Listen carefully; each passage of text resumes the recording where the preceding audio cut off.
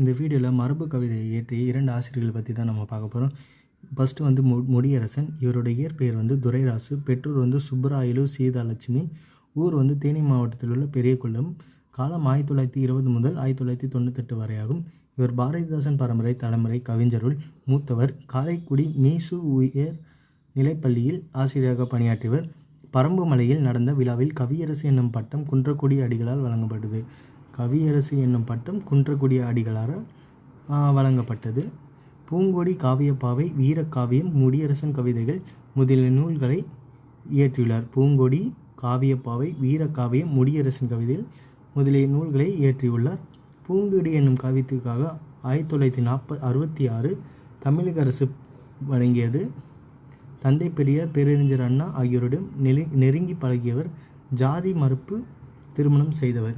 இரண்டாவது வந்து வாணிதாசன். இவருடைய இயற்பெயர் வந்து எத்திராசுலு என்கின்ற அரங்கசாமி.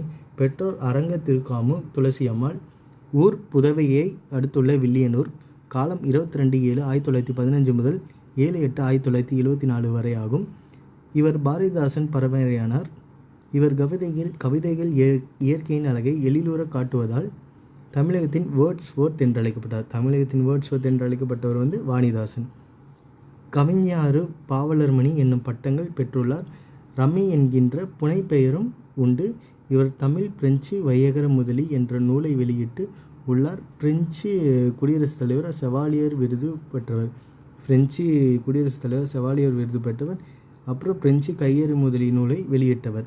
அதுக்கப்புறம் மயிலை சிவமுத்து இவருக்கு தமிழ்நாட்டு தாகூர் என்று புகழாரம் சூட்டியுள்ளார்.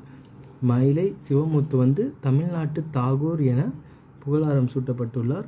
இலக்கியம், இன்ப இலக்கியம், தொடுவானம், தீர்த்த யாத்திரை, பொங்கற்பரிசு, சிரித்த நுணா, இரவு வரவில்லை போன்றவை இவர் எழுதிய நூல்களாகும். தேங்க்யூ.